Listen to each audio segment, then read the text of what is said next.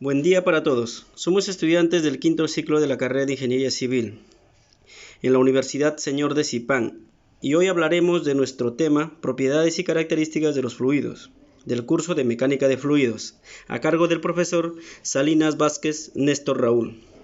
Los integrantes que conformamos el grupo somos quien les habla, Arévalo García Clever, Fernández Alba Estéfano, Ramos Icha Patrick, César Augusto Guerrero Molero, Cachay González John Smith, Karen Ariana Paredes Laboriano. Y a continuación ahondaremos y profundizaremos en nuestro tema. Propiedades de los fluidos. Densidad. La densidad se define como masa por unidad de volumen, es decir, según Yunus, Sengel y John Simbala, en el libro de Mecánica de Fluidos, cuarta edición, nos indica que, en general, la densidad de una sustancia depende de la temperatura y la presión. La densidad de la mayoría de los gases es proporcional a la presión e inversamente proporcional a la temperatura. Por otro lado, los líquidos y sólidos en esencia son sustancias incomprensibles y a la variación de su densidad con la presión suele ser despreciable. La densidad es una magnitud escalar que permite medir la cantidad de masa que hay en determinado volumen de una sustancia.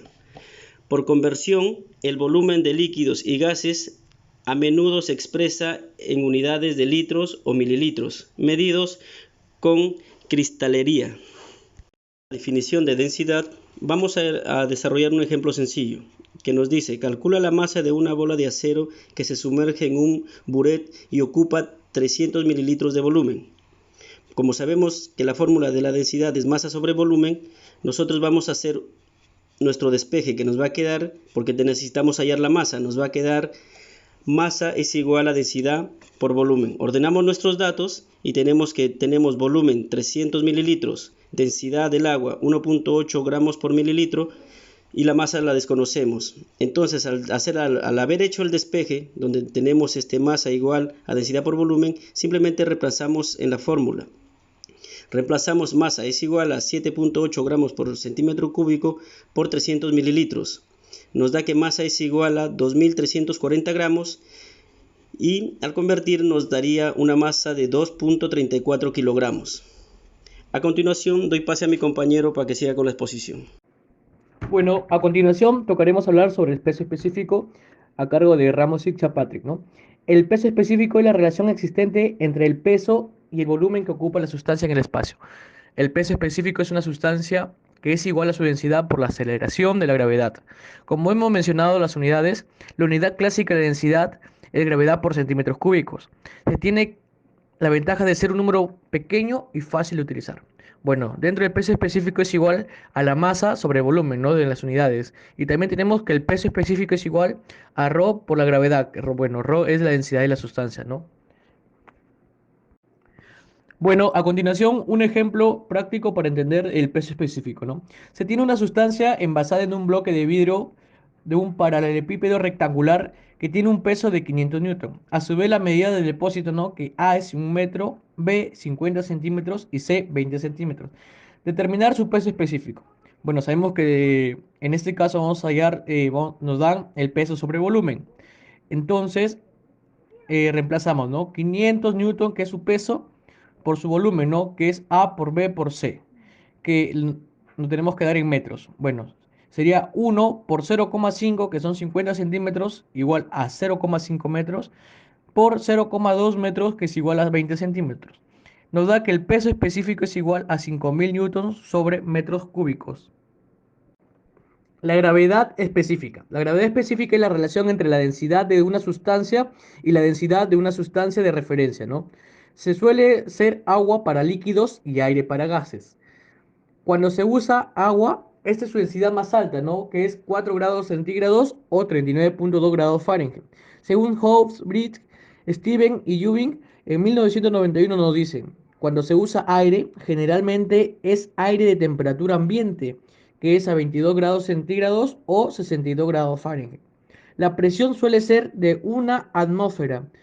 Sin embargo, las condiciones de temperatura y presión deben especificarse al establecer un valor de densidad específico. La gravedad específica también se conoce como densidad relativa. La gravedad específica es un valor sin unidades. Siguiendo con la gravedad específica, desarrollaremos este ejemplo. Se tiene un peso específico del suelo seco que es 1,5 toneladas sobre metros cúbicos y un volumen de masa de 1 metro cúbico y una gravedad específica de 2,7 detallado por SG y hallamos la cantidad de vacíos. Bueno, sabemos que el peso seco es igual al peso de los sólidos sobre volumen de la masa de suelos, pero queremos hallar solamente el peso de los sólidos, así que el volumen de la masa de los suelos pasamos a multiplicar al peso seco. Nos da que el peso de los sólidos es igual a 1,5 toneladas. Bueno, como sabemos, la fórmula de la gravedad específica que es igual al peso del sólido sobre el peso del agua por el volumen de los sólidos, pero queremos hallar el volumen de los sólidos, que lo pasamos a multiplicar y vuelta a dividir con la gravedad específica. Así que nos sale que el volumen del sólido, de los sólidos va a ser igual al peso del sólido sobre el peso del agua por la gravedad específica. Bueno, en el siguiente pasamos a reemplazar todos los datos y nos da que Bs, que es el volumen de los sólidos, va a ser igual a 0,56 metros cúbicos. El volumen de los sólidos se va a obtener restando el metro cúbico menos el volumen del seco de los sólidos del suelo, ¿no? Que se obtuvo anteriormente, que fue 0,56. 1 menos 0,56 nos da a 0,44 metros cúbicos de vacío. Eso sería todo. A continuación hablaremos sobre la presión. Presión atmosférica. Es la presión que ejerce la atmósfera que rodea la Tierra sobre todos los objetos que se hallan en contacto con ella. La presión atmosférica cambia con la altitud. A mayor altitud, menor presión atmosférica. La presión dentro de un líquido se comporta de forma similar, ya que incrementa conforme se sumerge en el fluido. Existen diferentes circunstancias que es importante saber cómo varía la presión con el cambio de profundidad o elevación. Experimento de Torricelli. En 1643, el científico italiano Torricelli cogió un tubo de 1 metro de largo cerrado por un extremo, lo llenó de mercurio y cerró con el dedo el extremo abierto. Luego de eso, lo invirtió y lo colocó en una cubeta que contenía mercurio y retiró el dedo. Y se observó que el mercurio del tubo descendía y que a la altura del mercurio dentro del tubo era independiente de su sección, anchura, y de su inclinación. Dicha altura era de 76 centímetros. Tenemos que la presión atmosférica va a ser igual a 76 centímetros de mercurio, igual 1 atmósfera. También la presión atmosférica va a ser igual a 760 milímetros de mercurio, que va a ser igual a 1 atmósfera. La presión atmosférica también va a ser igual a 1 bar, igual a 1 atmósfera. La presión atmosférica va a ser igual a 760 torr, igual 1 atmósfera. La presión atmosférica también va a ser igual a 10,33 metros de agua, que va a ser igual a 1 atmósfera, y la presión atmosférica también va a ser igual a 101,3 kilopascales, que va a ser igual a 1 atmósfera. A continuación tenemos un pequeño ejemplo. Nos dice que la figura muestra un barómetro que se utiliza para medir la presión del vapor de agua. La vasija contiene mercurio, el cual asciende hasta una altura de 26 centímetros, quedando finalmente en reposo. Nos pide determine la presión que ejerce el vapor de agua en estado de equilibrio en kilopascales. Nos dan la presión del mercurio, que va a ser igual a 13.534 kilogramos por metros cúbicos. Tenemos que la presión 1 va a ser igual a la presión 2. La presión atmosférica va a ser igual a la presión del vapor más la presión del mercurio.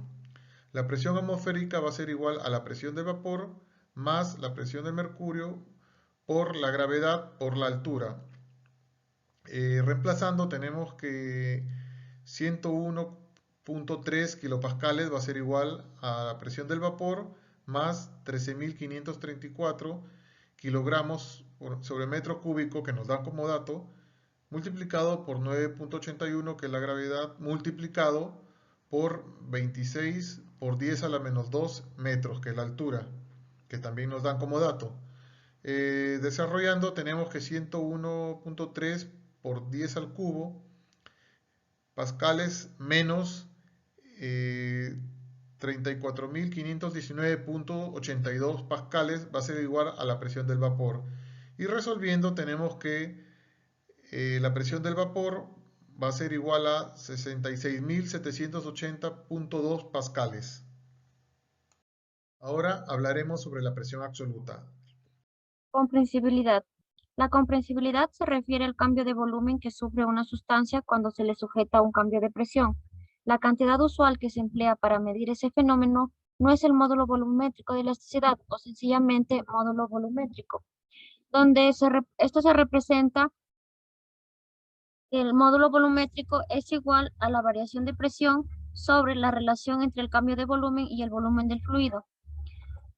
Aquí presentamos el cuadro de los valores del módulo para líquidos seleccionados.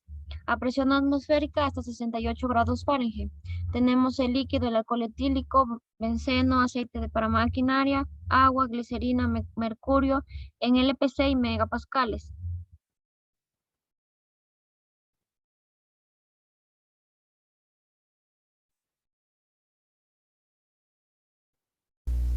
Bueno, otra propiedad importante que todo líquido presenta es la viscosidad, que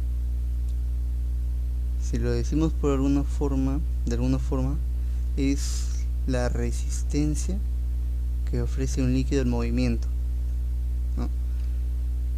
Y esa presenta dos ramificaciones, ¿no? Como sería la viscosidad dinámica y la viscosidad cinemática.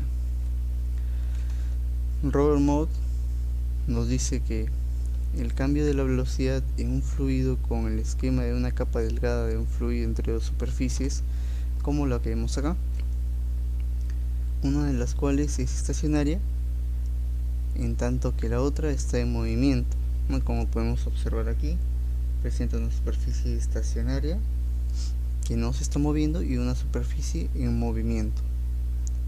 Nos dice que una condición fundamental cuando un fluido real está en contacto con la superficie de frontera es que el fluido tenga la misma velocidad que esta. Como podemos observar, en la superficie estacionaria, el líquido que se encuentra más cercano a él tendrá una velocidad cercana a cero, ¿no? En cambio, muy diferente con un líquido que está cercano a la superficie en movimiento, ya que su velocidad será la que tenga la superficie en movimiento, ¿no? O lo que más se acerca a esa velocidad. Entonces, como se podrá ver aquí en la gráfica, la velocidad del líquido crece de forma lineal. Y de este análisis se puede obtener la fórmula de la viscosidad dinámica, y nos dice que es el esfuerzo cortante sobre la gradiente de velocidad, ¿no? Que se obtiene de este lado. La viscosidad dinámica se puede medir en Newton por segundo sobre metros cuadrados, o pascales por segundo, si se llega a el caso, kilogramos por metros por segundo. En el caso de la viscosidad cinemática, nos dice que la viscosidad cinemática tiene relación proporcional con la viscosidad dinámica y se define con la letra O, ¿no? Como vemos aquí, esta es la fórmula donde dice que la viscosidad cinemática es igual a la viscosidad dinámica sobre su densidad. ¿Qué diferencia tienen esas dos viscosidades? La viscosidad dinámica es la viscosidad que presenta resistencia al corte, ¿no? Esa es la viscosidad dinámica. En cambio, la viscosidad cinemática está más relacionado con su densidad. Un ejemplo del agua y el aceite. El agua es más denso, por lo tanto es menos viscoso. En cambio, el aceite es menos denso, por lo tanto más viscoso. Esa forma es que se relaciona la viscosidad cinemática con la densidad del líquido. A continuación, vamos a voy a ofrecer un ejercicio aplicativo, ¿no? Que lo he sacado del libro de Robert Mott de Mecánica de Fluidos de la 6ª edición. Nos dice que dos placas, una fija y una móvil, están separadas por una película de agua de 1 centímetro de espesor a una temperatura de 20 grados Celsius. La placa móvil se mueve a 2 metros sobre segundo y al aplicarse una fuerza de 2 newton. El área de contacto es 0.8 metros cuadrados y nos piden hallar la viscosidad cinemática, o mejor dicho, nos piden una estimación de la viscosidad cinemática y la viscosidad dinámica. Muy bien, comenzamos, ¿no?, por ver la viscosidad absoluta, su fórmula, donde tenemos esta fórmula donde despejamos el esfuerzo cortante del líquido de esta forma. Entonces sabemos que el esfuerzo cortante de un líquido es igual a fuerza sobre área, así que reemplazamos fuerza sobre área en esta ecuación y obtenemos esto. Ahora analizamos el espesor, ¿no? Analizamos esta parte, la gradiente de velocidad, ¿no? Obtenemos aquí una velocidad de 2 metros sobre segundos. Esto sería, si se podría decirse así, un aproximado al diferencial, a un diferencial de velocidad. Así que le pondremos v de velocidad, ¿no? Y diferencial de y, que sería diferencial del espesor, ¿no?, que vale, aquí nos dan de 1 centímetro, ¿no?, que el diferencial de y sería un aproximado al espesor. Así que hacemos este cambio y reemplazamos, ¿no?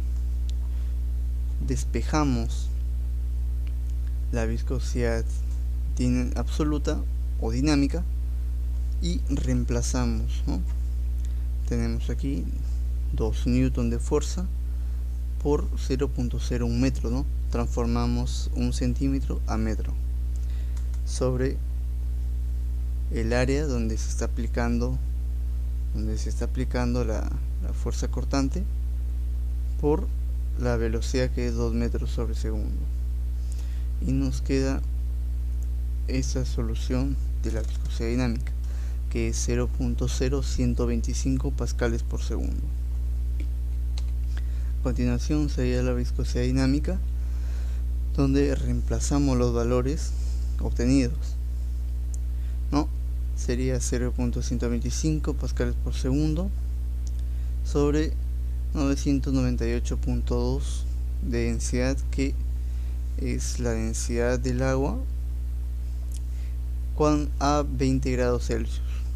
Entonces, reemplazando, nos sale 1.25 por 10 a la menos 5 metros cuadrados sobre segundo. Gracias. Volumen específico. El volumen específico es el volumen ocupado por una unidad de masa del fluido. Este se aplica comúnmente en gases y se expresa generalmente en metros cúbicos sobre kilogramos. El volumen específico es el recíproco de la densidad, pues como sabemos la densidad es la masa sobre el volumen, y al ser su recíproco viene a ser igual al volumen sobre la masa. Entonces el volumen específico es el volumen ocupado por unidad de masa de un material. Como podemos observar, hay un pedazo de hierro.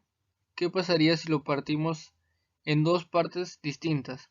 Que entonces vamos a observar que tiene diferente volumen y también va a tener diferente peso, pero el peso específico de ambos va a ser igual. El peso específico es independiente de la cantidad de materia que es considerada para calcularlo.